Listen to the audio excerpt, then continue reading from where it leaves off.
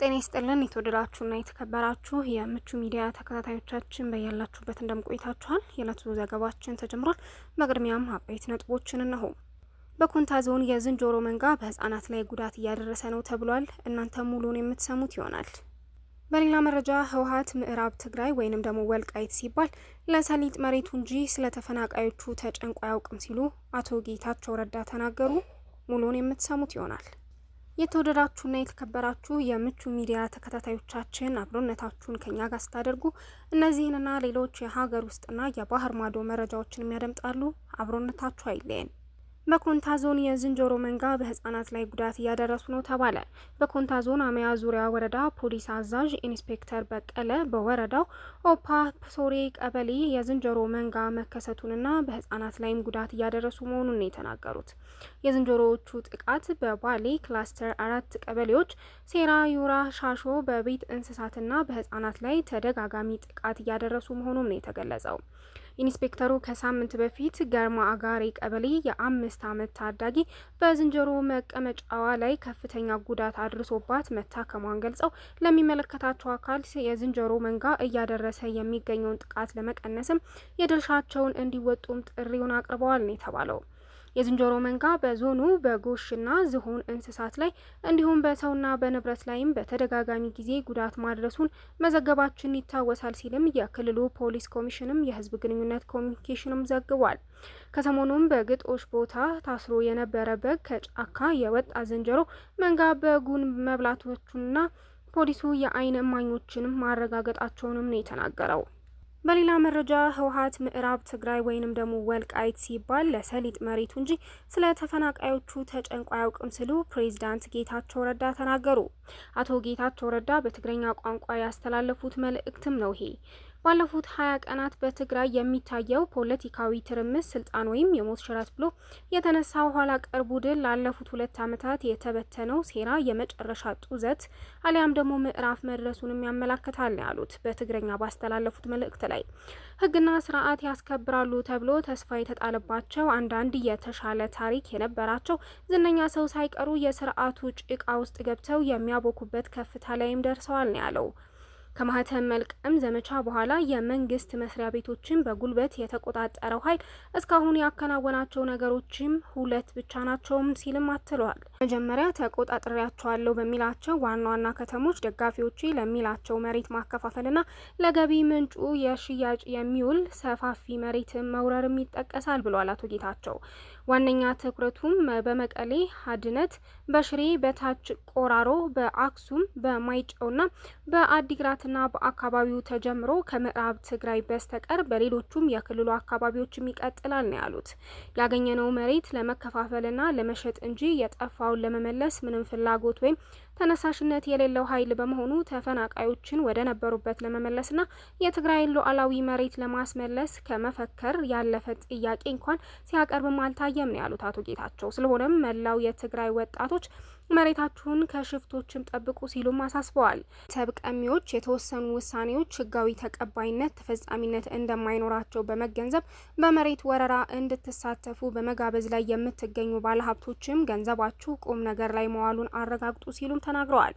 ሁለተኛው የዚህ ኋላ ቀር ቡድን ትኩረት አዲስ አበባ እየተመላለሰ ስልጣን ይገባኛል አጽድቁልኝም እያለ ደጅ መጥናት ነውም ሲሉም ተናግረዋል። ሰላም ፈላጊዎች ነን፣ የፕሪቶሪያው ውል እናስፈጽማለን፣ ብቻ ወንበር እንረከብ በማለትም እየተማለደ ይገኛልም ሲሉም ነው ጌታቸው የተናገሩት።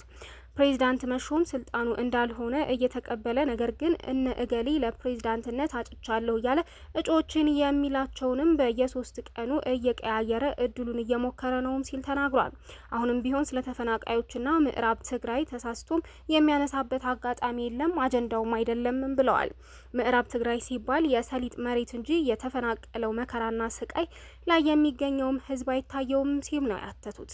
ይህ ቡድንና አሽከሮቹ በህልማቸውም ሆነ በእውናቸው የማይፋታቸው 2 አጀንዳዎች ካሉ መሬትና ስልጣን ብቻም ናቸው ሲሉም ጌታቸው ተደምጠዋል። የመላው ህዝባችን ሰላም፣ የተፈናቀሉ ወገኖቻችን ተስፋና የትግራይ ወጣቶችን መጻኢ ህልውና ነገን ቀምተው ሊፋቱት ያልቻሉትን አመላቸውን ለማርካት ወደ ሌላ ዙር የጥፋት አዙሪት ሊያስገቡትም ቋምጠዋል ሲልም ነው አቶ ጌታቸው ረዳ በትግረኛ ጽሁፍ ባስተላለፉት ጽሁፋቸው ላይ ሀሳባቸውን ያሰፈሩት። ቀይ መስቀል በጋዛ 8 የሕክምና ባለሙያዎቹ መገደላቸው እንዳስደነገጠው ገለጸ። ዓለም አቀፉ የቀይ መስቀልና የቀይ ጨረቃ ማህበር በደቡባዊ ጋዛ ራፋ ሰብአዊ አገልግሎት እየሰጡ የነበሩ 8 የፍልስጤም የቀይ ጨረቃ ማህበር የሕክምና ባለሙያዎች መገደላቸውን እንዳስደነገጠውም ገልጿል። የፍልስጤም ቀይ ጨረቃ ማህበር ሰራተኞቹ የተገደሉት የእስራኤል መከላከያ ኃይል በፈጸመው ጥቃት ነውም ተብሏል። 9 ሰዎችን ጭኖ የነበረው አምቡላንስ አልሐሺን በተባለ ስፍራ ከሳምንት በፊት ከፍተኛ ተኩስ እንደተፈጸመበት ዓለም አቀፍ የቀይ መስቀል ማህበርም ገልጿል። ለሳምንት ያህል ወደ ስፍራው መድረስ በመከልከሉ አስከሬኖቻቸው ከሳምንት በኋላ ማለትም እሁድ መጋቢት 21 ቀን 2017 ዓ.ም መወሰዱም ነው የተገለጸው። አንድ የሕክምና ባለሙያም አሁንም እንደጠፋ አልተገኘም ተብሏል። የፍልስጤም ቀይ ጨረቃ ማህበር ከሰራተኞቹ በተጨማሪ 6 የሲቪል መከላከያ ኤጀንሲ እንዲሁም አንድ የተባበሩት መንግስታት ድርጅት ሰራተኛ አስከሬኖችም ተገኝተዋል ብለዋል። የፍልስጤም ቀይ ጨረቃ ማህበር እንዲሁም ሐማስ ለሕክምና ባለሙያዎቹ ግድያ እስራኤልን ተጠያቂም አድርጓል ነው የተባለው። ዓለም አቀፍ ቀይ መስቀል ሳምንቱ የፍልስጤም የቀይ ጨረቃ ማህበር የሕክምና ባለሙያዎች አስከሬን ለመጨረሻ ጊዜ ወደ ታይቦት ራፋህ አካባቢ እንደደረሰ ከተከለከለ በኋላ በሳምንቱ አስከሬናቸውን አግኝተናልም ሲል እሁድ ዕለትን በመግለጫው አትቷል። ተቋሙ የሞቱትን ስም የዘረዘረ ሲሆን እነዚህም ክፋጋ፣ ሳሌህ ሙአመር፣ ኢዘዲን ሻዝ፣ መሐመድ ባህሉል፣ መሐመድ አልሃይላል፣ አሽረፍ አቡ ላብዳ፣ ራኢድ አልሻሪፍ እና ሪፋድ ራድዋን መሆናቸውም ነው የተገለጸው። ሌላኛው የሕክምና ባለሙያ አሳድ አልናስራ ደብዛው ጠፍቷልም ነው የተባለው። ልቤ ተሰብሯል። እነዚህ ቆራጥ የአምቡላንስ ሰራተኞች የቆሰሉ ሰዎችን እያከሙ ነበር፣ ሰብአዊ እርዳታ ሰጪዎች ነበሩ ሲሉም የዓለም አቀፍ ቀይ መስቀልና ቀይ ጨረቃ ማህበር ዋና ጸሐፊም ተናግረዋል። መለያቸው የሆነውን አርማቸውን ለብሰው ነበር። አምቡላንሶቻቸው በግልጽ ምልክት ያላቸውም ናቸውም ሲሉም አክለዋል። አክለውም በጣም ውስብስብ በሆኑ የጦርነት ቀጠናዎች እንኳን ህጎች አሉ። ሰላማዊ ዜጎች እንዲሁም የሰብአዊ ረድኤት ድርጅቶች ጥበቃ ሊደረግላቸው ይገባል። እነዚህም በዓለም አቀፍ ሰብአዊ ህግ በግልጽ የተቀመጡ ናቸው። የጤና አገልግሎቶችም ሊጠበቁ ይገባልም ሲሉም ተናግረዋል። የእስራኤል መከላከያ ስለ ዓለም አቀፉ ቀይ መስቀልና ቀይ ጨረቃ መግለጫ ምላሽም አልሰጠም። የእስራኤል ጦር በደቡባዊ ጋዛ አምቡላንሶች ላይ ባለፈው ሳምንት እሁድ መተኮሱን እንዳመነም አጃንስ ፍራንስም ዘግቦታል። አምቡላንሶቹ ላይ የተኮሰውም አጠራጣሪ ተሽከርካሪዎች ሆነው ስለታዩ መሆኑንም ነው የገለጸው ተብሏል። የእስራኤል ወታደሮች በሐማስ ተሽከርካሪዎች ላይ ተኩስ ከፍተው በርካታ የሐማስ አሸባሪዎችን ማስወገዳቸውንም መከላከያው ለኤኤፍፒ በላከው መግለጫም ላይ ገልጿል። ከጥቂት ደቂቃዎች በኋላ ተጨማሪ ተሽከርካሪዎች ወደ ወታደሮቹ አጠራጣሪ ሁኔታ እየተጠጉ ነበር። ወታደሮቹ ወደ አጠራጣሪዎቹ ተሽከርካሪዎች በመተኮስ በርካታ የሐማስና የኢስላሚክ ጅሃድ አሸባሪዎችንም ገድለዋልም ነው የተባለው። ሆኖም ከመጀመሪያ ምርመራ በኋላ እነዚህ አንዳንድ አጠራጣሪ ተሽከርካሪዎች አምቡላንሶችና የእሳት አደጋ መኪኖችም እንደሆኑ ተደርሶበታልም ነው የተባለው። የሐማስ ከፍተኛ ባለስልጣናት ባሲም ናይም ጥቃቱንም አውግዘዋል። በዓለም አቀፍ የሰብአዊ ሕግ መሰረት ጥበቃ ያላቸውን የነፍስ አድን ሰራተኞችን ኢላማ አድርጎ መግደል የጄኔቫን ስምምነት በግልጽ የጣሰ እንዲሁም የጦር ወንጀልም ነው ሲሉም ተናግረዋል። እስራኤል የመጀመሪያው የጋዛ ተኩስ አቁም ምዕራፍ መጠናቀቁን ተከትሎም ጥቃቷንም ቀጥላለች። በባለፉት 2 ሳምንት በማይሞሉ ቀናትም 900 ፍልስጤማውያን በእስራኤል ጥቃት መገደላቸውንም በሐማስ የሚተዳደረው የጋዛ ጤና ሚኒስቴርም ገልጿል። ሐማስ መስከረም መጨረሻ ላይ በፈጸመው ጥቃት 1200 ሰዎች የተገደሉ ሲሆን 253 ሰዎች ደግሞ ታግተው መወሰዳቸውም ይታወሳል። እስራኤል ከተኩስ አቁሙ በፊት በጋዛ ውስጥ በፈጸመችው ጥቃት ከ48189 በላይ ፍልስጤማውያን መገደላቸውንም ከጋዛ የጤና ሚኒስቴር የተገኘው መረጃም ያሳያል። ከነዚህም ውስጥ አብዛኞቹ ሴቶችና ህጻናት መሆናቸውንም በሐማስ አስተዳደር ስር ካለው የጤና ሚኒስቴር የሚወጣው መረጃ ያመላክታል። እስራኤል በጋዛ በፈጸመችው የተቀናጀና የማያባራ ጥቃት 2/3 የጋዛ ህንጻዎች መውደማቸውንም የተባበሩት መንግስታት ድርጅትም አስታውቋል። እኛም ደግሞ በተደጋጋሚ ዘግበነዋል። ዩኬ ህገወጥ ስደትን ለመግታት 40 ሀገራት የሚሳተፉበት ጉባኤ ልታካሂድ መሆኑ ተሰማ። ዩናይትድ ኪንግደም ዓለም አቀፍ ስጋት ያላቸውን ህገወጥ ስደትን ለመግታት 40 ሀገራት የሚሳተፉበት የ2 ቀናት ጉባኤም ልታካሂድ ነው የተባለው።